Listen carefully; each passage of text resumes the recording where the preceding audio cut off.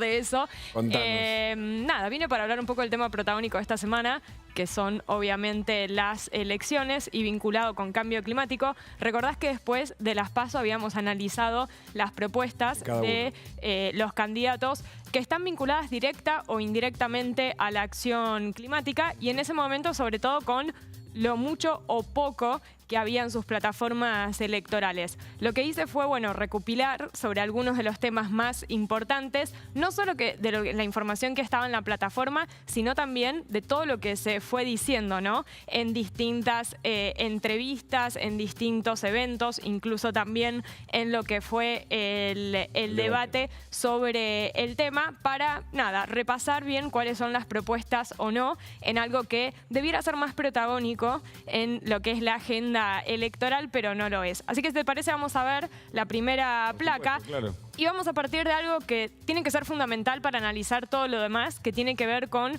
cuál es la postura que tienen los candidatos respecto justamente de lo que nos dice la ciencia, ¿no? Sobre la crisis de cambio climático. Y ahí tenemos a Massa, que acepta lo que dice la ciencia y la acepta en función de hay que implementar políticas que estén basadas en ciencia. Obviamente uno después puede decir, bueno, lo que viene haciendo el gobierno al respecto y los gobiernos anteriores aún no es suficiente. ¿Él como ministro de Economía ha actuado en este tema?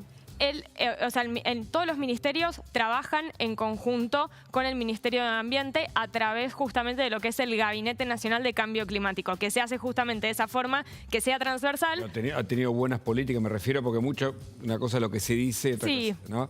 Y nos tiene un poquito... Ha estado muy vinculado sobre todo con lo que son las posiciones internacionales de Argentina de pedir financiamiento para, digamos, no es algo que lo haga directamente el Ministerio de Economía, sino que sí desde lo que es el Ministerio de Ambiente y de Cancillería en esto de exigir el cumplimiento de financiamientos prometidos que aún no, digamos, no están sobre la mesa. Eso igual lo vamos a analizar un poquito más el jueves, lo que hace a lo internacional. Sobre todo en su rol como diputado, ¿no? Claro, pero en lo nacional, importante tener en cuenta que ha reforzado, sobre todo frente al negacionismo de Milei, ha reforzado la aceptación de la ciencia y la promoción en lo que, digamos, él dice, si es elegido presidente, de continuar apoyando no solo la acción climática, sino también a la ciencia. En el otro caso tenemos a un Milei que ha negado la causalidad humana del cambio climático con argumentos varios y falsos, y con lo cual esto te es la base sobre la cual después cualquier política climática que puedan llegar a tener en sus gobiernos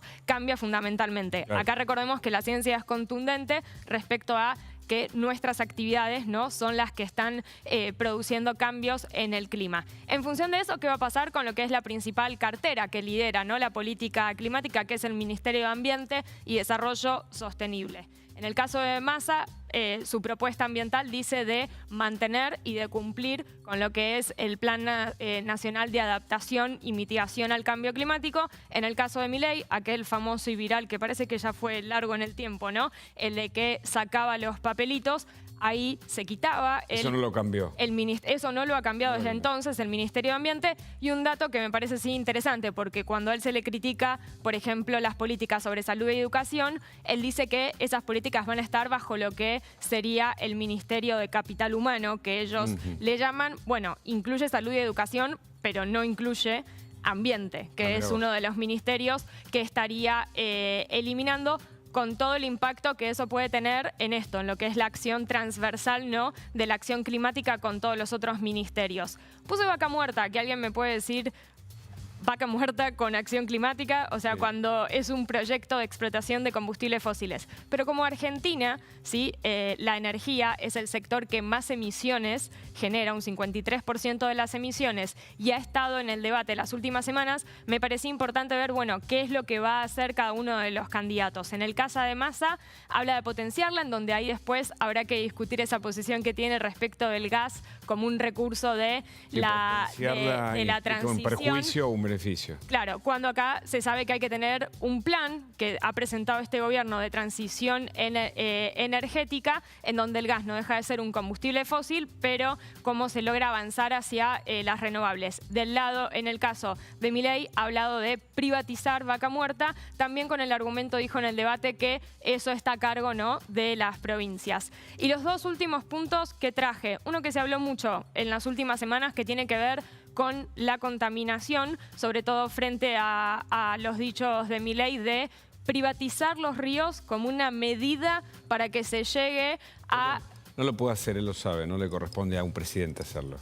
Bueno, él dice que... Es decir, digo, la Argentina es un país federal, tiene normas, tiene reglas y los tres, ahí, digamos, no, uno puede decir cualquier cosa, pero... Obvio, bueno...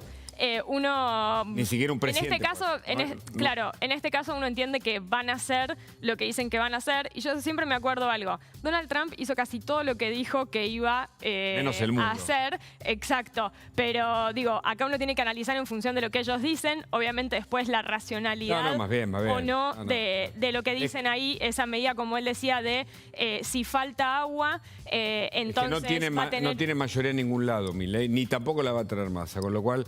sin acuerdos y además para hacer cualquier cuestión que tiene que ver con las leyes hay que modificar eso, ¿no? Entonces... Bien, bueno, él ahí era esa su argumentación. Lo que Massa, el debate el otro día volvió a decir es esto de que haya una reforma en el Código Penal para que se incluya la figura del delito ambiental bajo, digamos, no está el argumento, no está, bajo el argumento del que contamina un río tiene que pagar, el que destruye incendio en humedal tiene que pagar. Y por último, sobre parques nacionales, la propuesta de Massa es seguir creando más áreas protegidas, que eso favorece a la conservación y también a lo que es la promoción económica a través del turismo. En el caso de Milei, su candidata a vicepresidente se opone a lo que es, digamos, la gestión de parques nacionales en nombre de que lo único que hace esto, lo digo, la cito a ella, diciendo, ella dijo que lo único que hace eso es crear cargos Hubo una discusión públicos acá porque los parques nacionales son atacados por estos grupos pseudo mapuches. Entonces, viste, no sé si lo viste en el debate. ¿El debate de este domingo, decís? En este debate, sí. Claro, Massa habló de esto que vos estás señalando, sí. Y Milei le respondió que en realidad no se cuidan porque los parques nacionales son incendiados por los mapuches que están ahí y demás, ¿no?